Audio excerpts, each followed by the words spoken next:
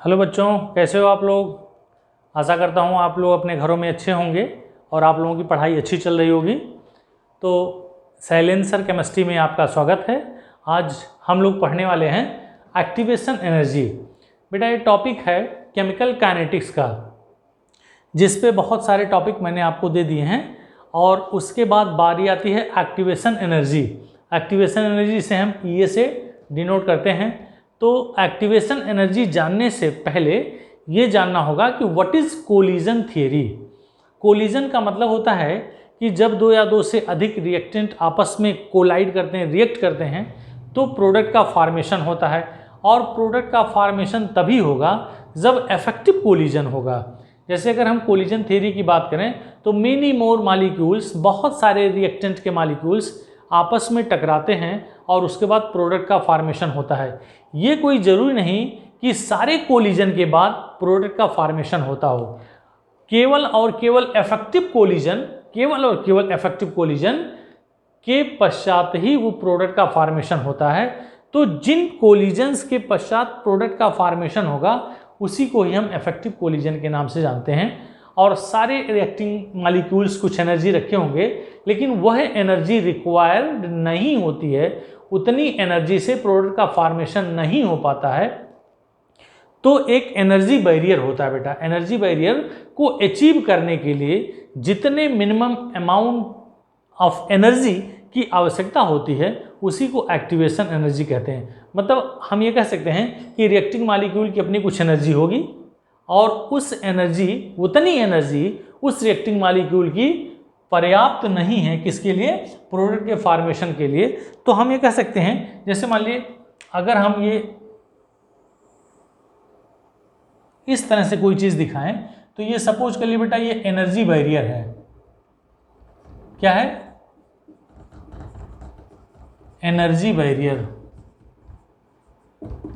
Energy barrier मतलब यहां से अगर हम ये ग्राफ प्लॉट कर रहे हैं बेटा, किसमें, अभी फिर से समझाऊंगा। मान लीजिए कोर्स ऑफ रिएक्शन है,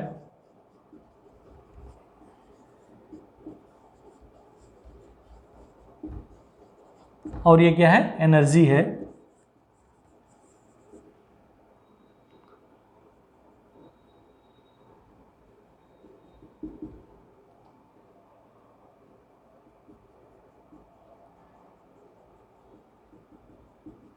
इसको जरा समझने की कोशिश करेंगे। ये बेटा यहां इसकी एनर्जी है जिसे हम कहेंगे ई रिएक्टेंट, और ये क्या होगा, ई प्रोडक्ट। सपोज कर लें ई रिएक्टेंट और ई प्रोडक्ट, तो इसमें से इसकी कुछ एनर्जी आपको दिखाई दे रही है, जीरो है। यहां से जब आप ऊपर चलेंगे तो यहां से यहां तक जो वैल्यू होगी वो प्रोडक्ट की एनर्जी होगी, और यहां से यहां की वैल्यू जो होगी वो रिएक्टेंट की एनर्जी होगी। तो यहां आपने देखा कि is this reactant, this time reactant is having some energy, ठीक है बेटा। लेकिन इस रिएक्टेंट के पास इतनी एनर्जी नहीं है जितनी प्रोडक्ट के फॉर्मेशन के लिए जरूरी होती है, यानी इस एनर्जी बैरियर को क्रॉस करने के लिए जरूरत होती है। तो यहां से यहां के बीच का जो एनर्जी होता है उसी को ही हम एक्टिवेशन एनर्जी के नाम से जानते हैं। तो कह सकते हैं कि the activation energy is the amount of energy which is required to cross the energy barrier. इस एनर्जी बैरियर को क्रॉस करने के लिए हमें जितने एनर्जी की ज़रूरत होती है उसी को ही हम एक्टिवेशन एनर्जी कहते हैं। और हम ये जानते हैं कि जब किसी भी रिएक्टेंट के द्वारा प्रोडक्ट का बेटा फॉर्मेशन होता है तो प्रोडक्ट का फॉर्मेशन जो होगा तो जो मिनिमम अमाउंट ऑफ एनर्जी होती है वह थ्रेशोल्ड एनर्जी कहलाती है। क्या कहलाएगी? Threshold energy. तो अगर हम यहाँ लिखें ई, अगर हम क्या लिखेंगे, ई ए जिसे कहते हैं एक्टिवेशन एनर्जी, तो लिखेंगे ई थ्रेशोल्ड माइनस ई रिएक्टेंट। ये ध्यान देंगे कि ई ए की जो वैल्यू होगी वो थ्रेशोल्ड एनर्जी और रिएक्टेंट की एनर्जी के बीच का जो डिफरेंस होता है उसी को हम ई ए कहते हैं। I hope you understood. तो इस तरह से हम कह सकते हैं कि activation energy is the minimum amount of energy to cross the energy barrier for the formation of the product. तो इन दोनों की, इस रिएक्टेंट और यहाँ एनर्जी बैरियर तक जो एनर्जी है जिसको कहते हैं आप यहाँ लिख दें थ्रेशोल्ड एनर्जी। क्या है? It is threshold energy. तो थ्रेशोल्ड एनर्जी को अचीव करने के लिए जो आपको एनर्जी की जरूरत होती है, तो बेटा यह ई ए इज इक्वल टू क्या हो जाएगा? ई थ्रेशोल्ड माइनस ई रिएक्टेंट। इसी को कहते हैं हम एनर्जी, एक्टिवेशन एनर्जी। अब यहाँ आपको देखने से दो तरह के फिगर का हम एक्सप्लेनेशन कर सकते हैं। यहाँ आपने देखा कि अगर हम एनर्जी की बात करते हैं बेटा, तो डेल्टा ई की जो वैल्यू होगी वो क्या होगा? ई प्रोडक्ट माइनस ई रिएक्टेंट। ई प्रोडक्ट और ई रिएक्टेंट ये अलग अलग वैल्यू आ सकती है। ये पॉजिटिव वैल्यू भी आ सकती है और नेगेटिव वैल्यू भी आ सकती है। पॉजिटिव वैल्यू किसके लिए आएगी, नेगेटिव वैल्यू किसके लिए आएगी? इसी को हम डेल्टा एच के फॉर्म में अगर करें तो reaction are of two types. Reaction कितने तरह के होते हैं बेटा? दो तरह के। एक होता है एक्सोथर्मिक रिएक्शन, दूसरा होता है एंडोथर्मिक रिएक्शन। अगर हम एक्सोथर्मिक रिएक्शन की बात करें, यहाँ देखें, इसको मिटा दें। अगर हम कोई रिएक्शन लेते हैं एक्सोथर्मिक, एक्सोथर्मिक का मतलब होता है इन विच एनर्जी इज इवॉल्व। तो अगर कोई एग्जांपल ले लें, सपोज के लिए C ले लिया प्लस O2, ये बना लिया CO2, और सपोज के लिए यहाँ बन रहा 394 किलो जूल पर मोल। इतनी एनर्जी इससे मिल रही है। तो इतनी एनर्जी मिल रही है, इसका मतलब इन दोनों के मिलने से यह भी मिल रहा है और यह भी मिल रहा है। तो जाहिर सी बात है, अगर हम यहाँ H की बात करें, जो डेल्टा H होगा, डेल्टा H का मतलब होता है चेंज इन एंथैल्पी। तो क्या होगा? H product minus H reactant. तो H प्रोडक्ट और H रिएक्टेंट में यह जो डेल्टा H की वैल्यू होगी, आपने देखा बेटा प्रोडक्ट की वैल्यू दिस प्लस दिस है, रिएक्टेंट की वैल्यू ज़्यादा है, यानी कि यहाँ प्रोडक्ट का जो वैल्यू है वह कम है और रिएक्टेंट की वैल्यू ज़्यादा है। आप इस रिएक्शन से देखिए, C और O2 मिलकर के CO2 प्लस 394, इसका मतलब इस पूरे से CO2 की वैल्यू कम हो गई, यानी प्रोडक्ट का जो H है, एनर्जी है, change in enthalpy that is less. तो प्रोडक्ट और रिएक्टेंट की जो वैल्यू होगी वो निगेटिव होगी। तो इसी को आप चाहें तो यहाँ हम मेंशन कर सकते हैं, इस रिएक्शन के लिए जो एक्सोथर्मिक रिएक्शन होगा, उस एक्सोथर्मिक रिएक्शन में बेटा जो एनर्जी इवाल्व हो रही है वो रिएक्शन में आप प्लस करके लिखेंगे, या इसी को हम लिखेंगे delta H equal to minus 394 kilo joule per mole. ये ध्यान रखेंगे, अगर डेल्टा H के फॉर्म में लिखेंगे तो हो जाएगा माइनस, और अगर delta H should be plus तो क्या हो जाएगा? दूसरा एग्जांपल अगर आप देखें, ये क्या हो गया? ये हमने लिखा एक्सोथर्मिक रिएक्शन, ये ध्यान रखेंगे, एक्सोथर्मिक रिएक्शन। इस ग्राफ को देख करके कहेंगे बेटा कि यहाँ जो एनर्जी है, ये जो ग्राफ बना हुआ है शायद एक्सोथर्मिक के लिए, आप ध्यान देंगे कि यहाँ से यहाँ तक एनर्जी कुछ है, यहाँ से यहाँ तक की वैल्यू ई रिएक्टेंट हो गई एनर्जी, और ये ई प्रोडक्ट हो गया। ई प्रोडक्ट मतलब एनर्जी ऑफ द प्रोडक्ट। तो प्रोडक्ट की एनर्जी कम है और रिएक्टेंट की एनर्जी ज़्यादा है। तो प्रोडक्ट और रिएक्टेंट की एनर्जी पे हम इसको क्या कहेंगे कि this graph is showing for the क्या? Exothermic reaction. अगर हम एंडोथर्मिक रिएक्शन की बात करें तो यहाँ से अगर हम एंडोथर्मिक रिएक्शन लिखें, सपोज के लिए, मिटा दो इसको, उस अगर एंडोथर्मिक रिएक्शन में हम बात करते हैं तो कोई एग्जांपल ले लें। मान लीजिए हमने एग्जांपल लिया, many more are there C+H2 gives C2H2। इसको बैलेंस करेंगे, C+H2 यहाँ हमने 2 कर दिया, और यहाँ लिखेंगे माइनस 222.5 किलो जूल एनर्जी निकल रही बेटा। तो यहाँ ये माइनस है, जब ये इधर आ गया तो इसकी वैल्यू क्या हो गई? प्लस हो गई। इसका मतलब यहाँ प्रोडक्ट ज़्यादा है। तो delta H is equal to क्या हो जाएगा? डेल्टा H की वैल्यू होती है H product minus H reactant, हमने देखा। और यहाँ से आपको पता चल गया कि H प्रोडक्ट की वैल्यू इस रिएक्शन को देख करके हम कह सकते हैं कि प्रोडक्ट की जो एनर्जी है दैट शुड बी लार्जर। तो larger minus smaller that is positive. तो डेल्टा H की जो वैल्यू पॉजिटिव आई, इसका मतलब आप यहाँ क्या करोगे? यहाँ हम लिख सकते हैं delta H is equal to 222.5 kilojoule per mole. तो ये जो डेल्टा एच हो गया ये किसके लिए हो गया बेटा, एंडोथर्मिक। ये किस रिएक्शन के लिए हो गया, एंडोथर्मिक रिएक्शन के लिए। तो एंडोथर्मिक रिएक्शंस के लिए डेल्टा एच की वैल्यू क्या होगी, change in enthalpy, that should be the positive. और एक्सोथर्मिक के लिए डेल्टा एच की वैल्यू निगेटिव। अब ये जो हमने फिगर बनाया था बेटा, इस फिगर को आप इस तरह से देख लें। अगर हम इस फिगर में थोड़ा सा मॉडिफिकेशन कर दें तो क्या हो जाएगा,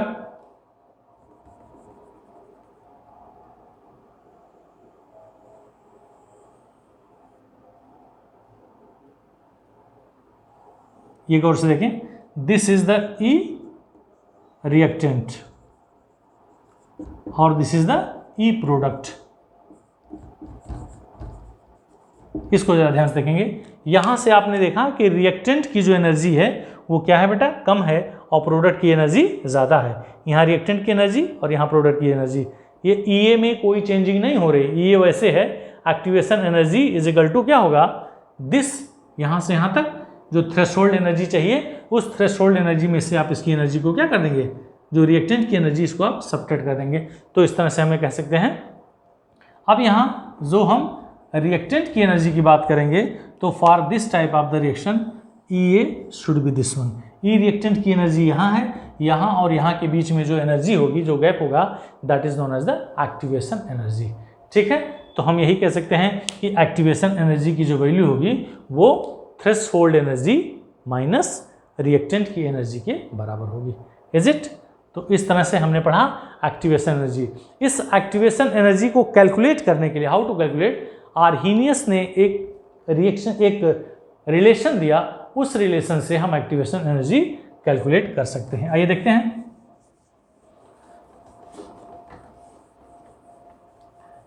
अगर हमें एक्टिवेशन एनर्जी कैलकुलेट करनी है तो उसके लिए मेरे पास दो मेथड है बेटा, और both the method, one is the graphical method, अगर हम ग्राफ से उसका वैल्यू फाइंड करें, और दूसरा होता है रेट कांस्टेंट मेथड। तो सबसे पहले हम बात करेंगे इस एक्टिवेशन एनर्जी को फाइंड करने के लिए आर्हीनियस इक्वेशन।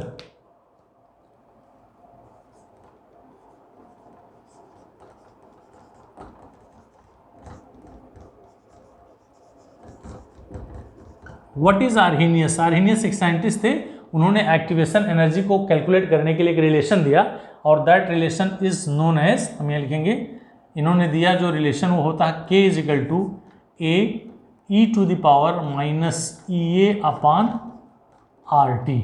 अब यहाँ हम जानेंगे k इज इक्वल टू क्या है बेटा, रेट कांस्टेंट हम जानते हैं,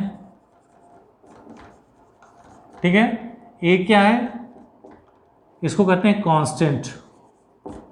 ए क्या है, कांस्टेंट, जिसे हम फ्रीक्वेंसी फैक्टर कहते हैं, इट इज फ्रीक्वेंसी फैक्टर, ठीक है। और ई बेस के ऊपर है, और ई ए क्या होगा, activation energy, activation energy. R क्या है, gas constant, T is equal to temperature, T is equal to temperature, ये ध्यान रखेंगे, इट इज इन केल्विन। तो इस तरह से हमने ये देखा कि Arrhenius equation k is equal to A into E to the power minus E A upon R T. तो ये इसका रिप्रेजेंटेशन था। अब यहाँ से इसको हम सॉल्व करेंगे बेटा। कैसे सॉल्व करेंगे, पहले तो इसका हम लॉग लेंगे। आइए सॉल्व करते हैं इसको, taking log of both sides.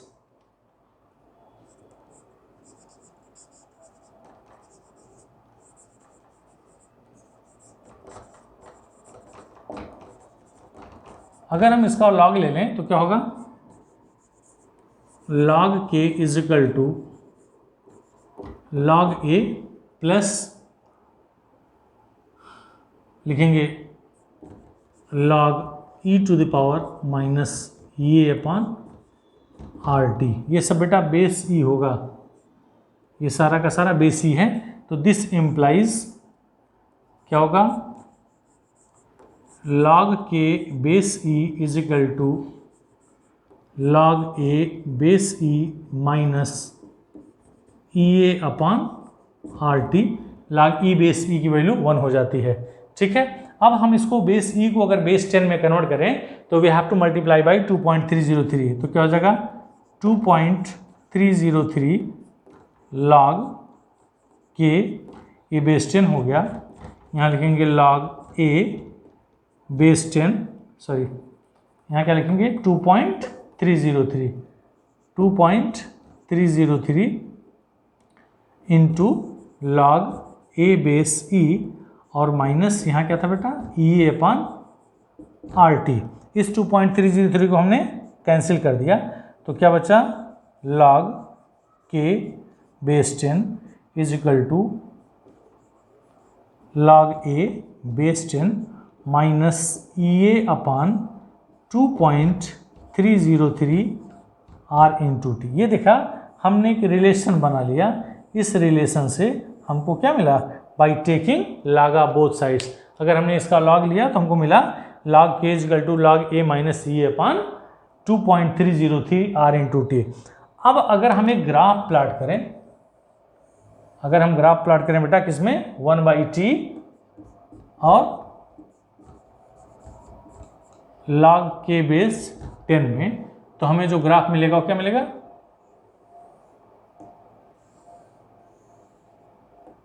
Suppose कर लिए ए हो गया, ये बी हो गया और ये सी हो गया। यहाँ जो इसका स्लोप होगा वो थीटा मिलेगा। तो इस तरह से अगर हम इसको क्या करें, अगर हम इसको y is equal to M X plus C से, ग्राफिकल मेथड बता रहा हूँ, y is equal to M X plus C से इक्वेट करें तो हमें क्या मिलेगा, इस ग्राफ को हटा दे रहे हैं, यहाँ से जो m की वैल्यू होगी थीटा वही इसका स्लोप कहलाएगा। आइए देखते हैं कैसे कैलकुलेट करते हैं। यहाँ से y is equal to M X plus C, ये c is equal to log A हो गया, y is equal to log K हो गया, और m की वैल्यू जो होगी बेटा x is equal to 1/t, क्योंकि हमने 1/t वर्सेस लॉग के में ग्राफ प्लॉट किया था। तो यह जो होगी यानी स्लोप, अब यहाँ जो आप फाइनली लिखने वाले हैं स्लोप जो होगा इसका, this is equal to m, और इस m की क्या वैल्यू आ गई, minus E A upon 2.303, minus E A upon 2.303 R. ये आप ध्यान में रखेंगे कि with the help of the graphical representation we can calculate the value of slope is equal to minus E A upon 2.303, और दिस इम्प्लाइज क्या होगा, E A is equal to minus 2.303 R into slope. तो अगर हमें slope पता है तो हम वहाँ से एक्टिवेशन एनर्जी कैलकुलेट कर सकते हैं। 2.303 R into slope is equal to E A. Understood.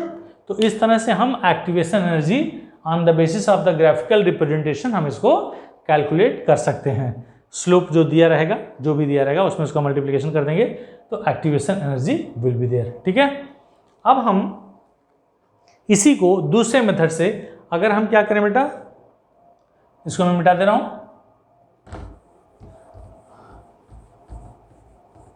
अगर हम इसको रेट कांस्टेंट मेथड से निकालना चाहें तो क्या होगा, रेट कांस्टेंट मेथड से हमारे पास एक क्वेश्चन मिला, log k is equal to log a minus E A upon 2.303 RT।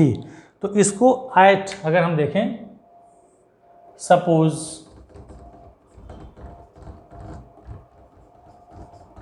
Rate constants are K1 and K2 at temperature T1 and T2। अगर T1 पे उसका रेट कांस्टेंट K1 है और T2 पे रेट कांस्टेंट K2 है, तो हम इसको इस इक्वेशन नंबर 1 को, सपोज के लिए आपने ये इक्वेशन नंबर 1 था, ये मेन इक्वेशन था, यहीं से आपको दो चीज़ें मिली, एक तो आपने ग्राफिकल रिप्रेजेंटेशन देख लिया और दूसरा हम देखेंगे रेट कांस्टेंट मेथड। तो इसको अगर हम क्या करें बेटा, तो हमारे पास मिल गया log K1 base 10 is equal to, ये तो कांस्टेंट है, log A base 10 minus E A upon 2.303 RT1। ये क्वेश्चन नंबर 2 हो गया। सिमिलरली हम इसको लिख सकते हैं log K2 की जो वैल्यू होगी बेस 10, ये होगा log A base 10 minus EA upon 2.303 RT2। ये इक्वेशन नंबर 3 हो गया बेटा। तो इक्वेशन नंबर 2 और 3 से हम इसकी वैल्यू फाइंड करेंगे। अब इक्वेशन नंबर 2 और 3 में हम क्या करेंगे, अगर हम इसको लिखेंगे सब्सट्रैक्टिंग इक्वेशन 3 फ्रॉम 2, अगर 2 से हम 3 को सब्ट्रैक्ट करें तो क्या मिलेगा, log, हम ऐसे करें सब्ट्रैक्टिंग 2 फ्रॉम 3, 2 को हम 3 से सब्ट्रैक्ट करें तो हमें मिलेगा बेटा log K2 minus log K1। ये भी बेस 10 है, ये भी बेस 10 है। This is equal to log A minus log A। ध्यान देंगे सब्ट्रैक्टिंग इक्वेशन नंबर 2 फ्रॉम 3, इसमें से सब्ट्रैक्ट कर रहे हैं तो log A और log A कट जाएगा। ये हो गया माइनस CA पान 2.303 RT1, और ये जब सब्ट्रैक्ट करेंगे तो ये प्लस बन गया। Is it or not? हमने क्या किया, इक्वेशन नंबर 2 को 3 में से सब्ट्रैक्ट किया, इसमें से यह सब्ट्रैक्ट कर रहे हैं तो यह वैल्यू क्या हो जाएगी, पॉजिटिव हो गई। तो EA अपान 2.303 R, ये हो गया बेटा T1 minus EA upon 2.303 RT2।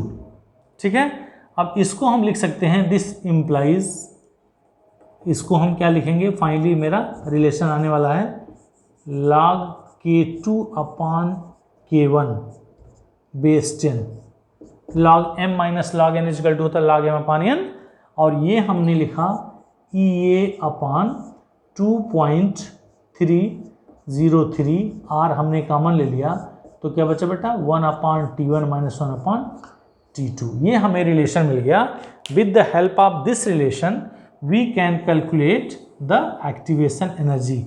यहाँ से हम एक्टिवेशन एनर्जी फाइंड कर लेंगे। ध्यान रखेंगे कि हमने 2 मेथड बताया। एक मेथड यहाँ से log K equal to log A minus C upon 2.303, यानी स्लोप जो होगा वो माइनस EA अपान 2.303 R के बराबर होगा।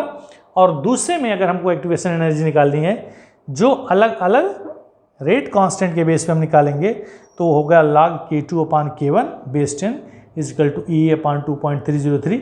ये इसकी वैल्यू फाइंड कर लेंगे, इसकी वैल्यू दी रहेगी, इसकी वैल्यू दी रहेगी। R की वैल्यू हमको पता है 8.314 जूल पर डिग्री पर मोल, और अगर किलो जूल में करना है तो 8.314 इंटू 10⁻³ वैल्यू पुट करेंगे, वो which will be given in the question, वो क्वेश्चन में दिया रहेगा। तो EA की वैल्यू यहाँ से हम कैलकुलेट कर सकते हैं। तो it is the Arrhenius equation, और इस आर्हीनियस इक्वेशन से हम एक्टिवेशन एनर्जी कैलकुलेट करेंगे। अब बेटा इसी क्रम में हम अगले वीडियो में आपको इससे रिलेटेड न्यूमेरिकल्स बताएंगे, क्योंकि ये वीडियो अगर इसी में न्यूमेरिकल बता देंगे तो I hope it will be the क्या बिगर वन। तो अगले वीडियो में हम आपको इससे रिलेटेड न्यूमेरिकल बताएंगे। Thank you so much for watching, और please don't forget to subscribe my channel silencer chemistry.